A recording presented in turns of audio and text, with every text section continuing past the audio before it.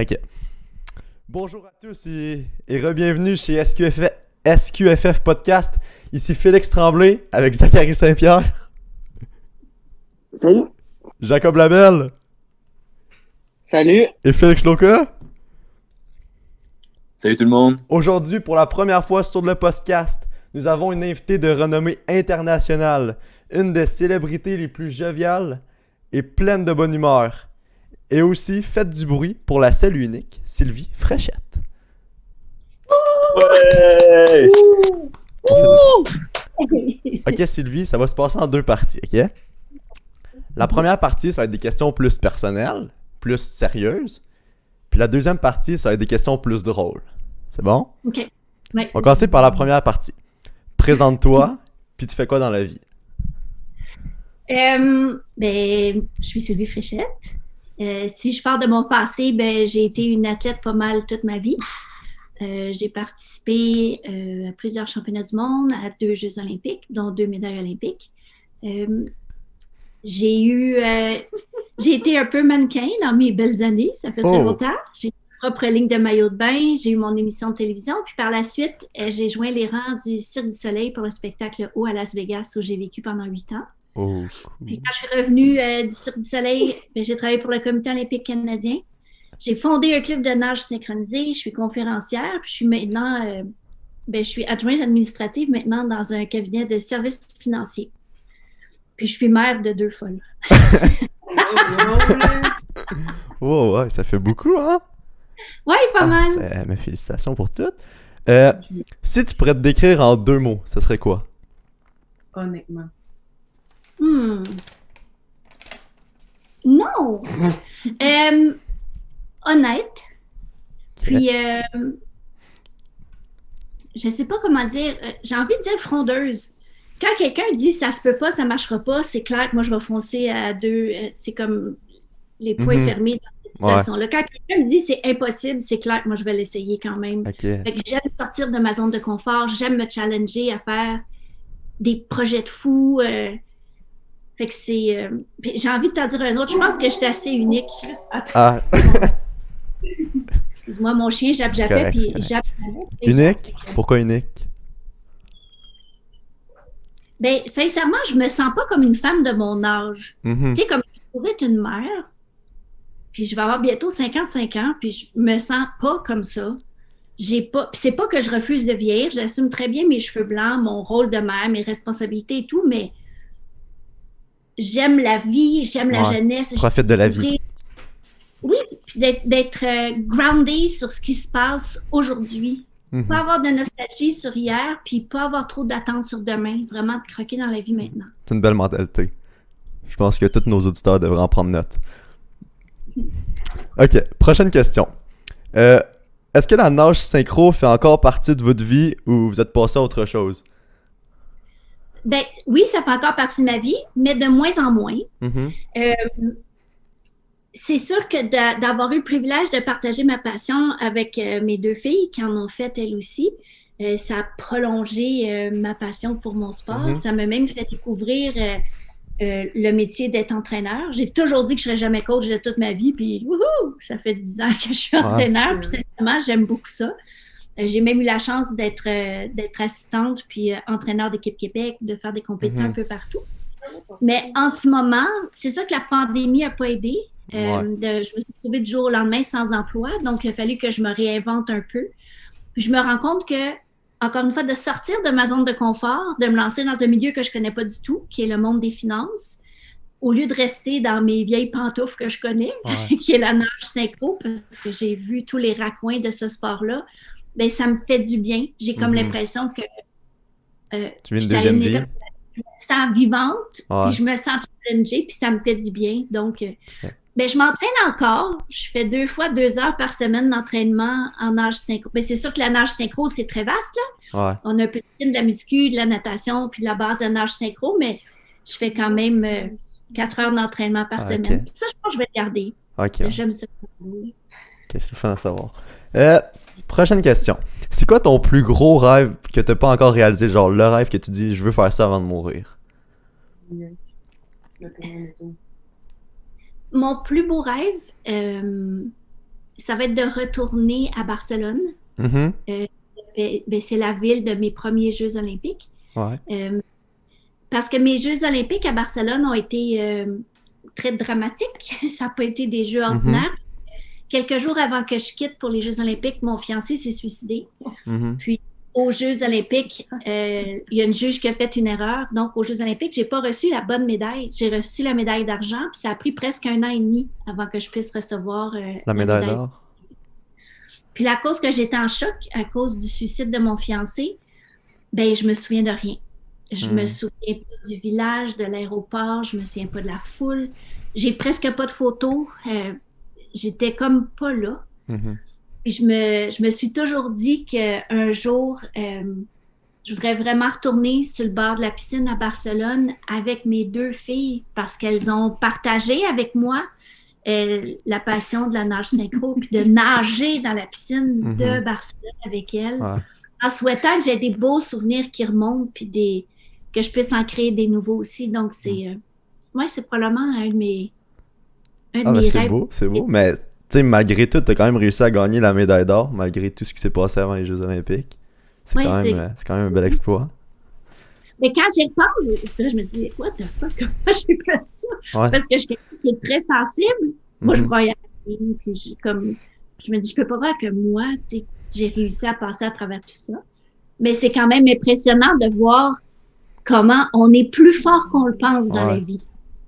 Mais malheureusement, on s'en rend compte souvent quand on a des claques à gueule, mais de temps en temps, ça nous fait réaliser qu'on est plus fort qu'on le pense. Ouais. Prochaine question. Ça serait quoi ton plus grand défaut? Je suis impatiente à l'os. Qu'est-ce que je suis impatiente. T'es genre la personne la plus patiente ever. Ok, Maya T'es veut pas pas. ponctuelle. T'es pas là d'être à l'heure 1 seconde. Maya a dit que je suis pas ponctuelle. Non. C'est quoi mon plus gros défaut? Rubbish. C'est difficile. J'en ai beaucoup. En fait, je pleure beaucoup pour rien. J'ai peur de décevoir tout le temps. Fait que je me mets énormément de pression qui est ridicule. Puis là, quand je réussis pas, là, je suis comme... J'ai comme l'impression que je déçois tout le monde, que tout le monde m'en veut, puis que... Fait que c'est vraiment fatigant. Ouais. Comme je suis opposante, là, parce que je veux tout comprendre, je veux tout connaître, je veux être la meilleure, je veux réussir, je veux pas décevoir, je veux pas... Fait que ça énerve bien du monde. Ok. Dernière question un peu plus sérieuse, puis après on va passer aux questions plus drôles. Oui. Accoucher de Maya, est-ce que ça a été une épreuve difficile? Oui, très. Ben, première chose, moi, j'ai accouché à la maison. J'ai pas été à l'hôpital. Fait que j'ai accouché à la maison Dans avec le bain? sage-femme. Non, pas dans le bain. Debout. Debout dans le salon. Ok.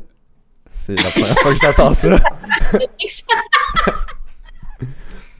Non, pas vrai. Mais je te dirais, il y a quand même eu des particularités. Parce que quand Maya est née, elle avait un hyper long cordon.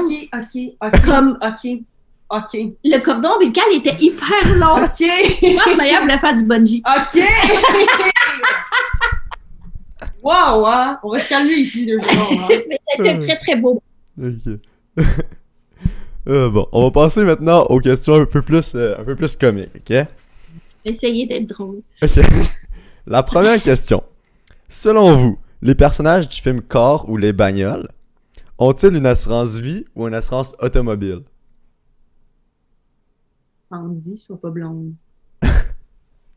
Ben, il y a une assurance automobile. Mais moi, je dirais pas à lui. Une assurance automobile? Ouais, mais ça pourrait être aussi une assurance vie, non? C'est... Dans le film, c'est genre les humains du film. Oh. Ils ont une assurance. Non, mais quand on a une assurance automobile, il y a quand même une indemnité de la SAC là-dedans. Fait qu'il y a des indemnités de la SAC. Si tu as une assurance que tu es handicapé, c'est la SAC qui paye. Non, assurance automobile, mon grand. Ok, parfait. Merci. Ok, prochaine question. Selon vous, est-il possible de surfer sur un tsunami? Calvaire. Je sais pas. C'est peut-être possible. Moi, ça me tente pas pantoute, je peux te dire ça. Hey, un tsunami. C'est ça, c'est quand même gros.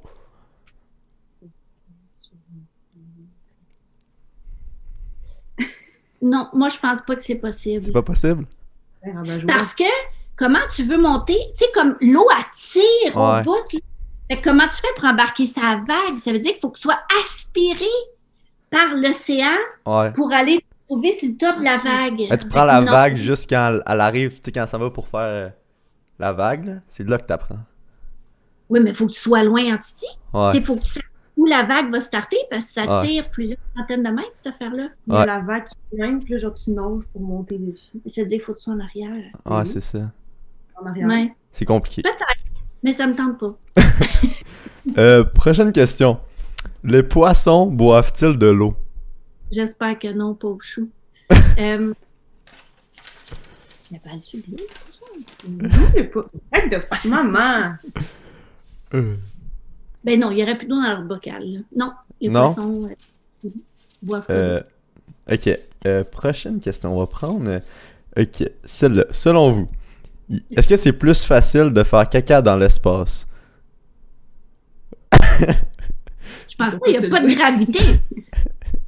Ça te prend une succion, tu dois pompe à marde, là, je sais pas. Maman! Débouche-toi.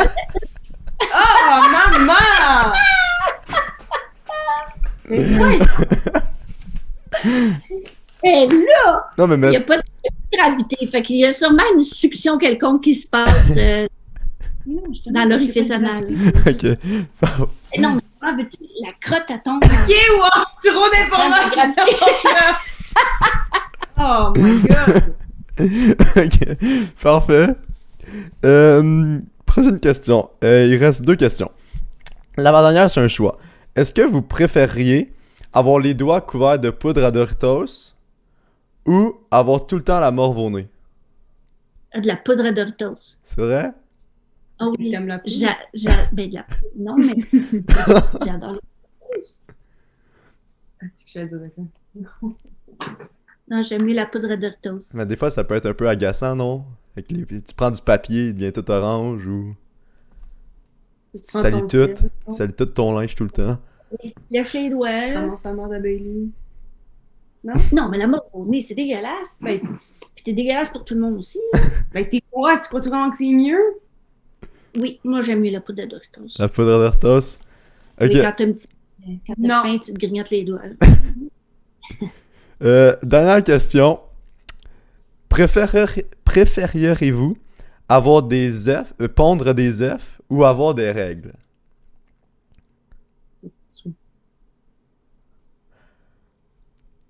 Pense-y, là. Imagine, genre, t'es dans un cours de maths, puis il y a juste comme un œuf qui tombe à terre, genre. Mais laisse petite poule, là. Ouais, mais les règles, qu'est-ce que ça donne? Au moins un œuf, c'est un œuf, ça sert à quelque chose. Ok, fait que toi, tu mangerais l'œuf qui vient juste de te sortir, là. Toi, tu le mangerais, tu serais genre, miam, c'est un bon déjeuner. Ben, peut-être ça deviendrait un bébé. Ou ça peut être On pourrait ça, couver ça les peut œufs. être économique, t'as plus besoin d'acheter d'œufs. Ça serait moins pire à coucher, en tout cas.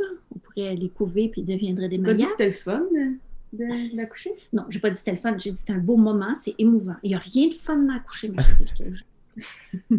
Mais Réponse finale, ça serait pondre des œufs. Ouais. pondre des œufs? Oui.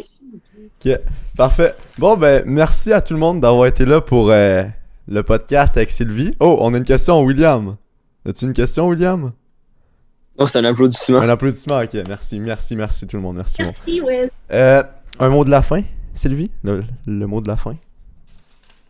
Ben, merci de m'avoir invité. Je suis impressionnée par tes questions. Merci. Puis, les 2 applaudissements, là, j'en vois un autre en plus d'Ellie. Là. Merci. Puis, ben, je vous aime bien, gang. Merci beaucoup. On t'aime, bravo Sylvie. On se voit bientôt, Bravo. Sylvie. Bravo Sylvie.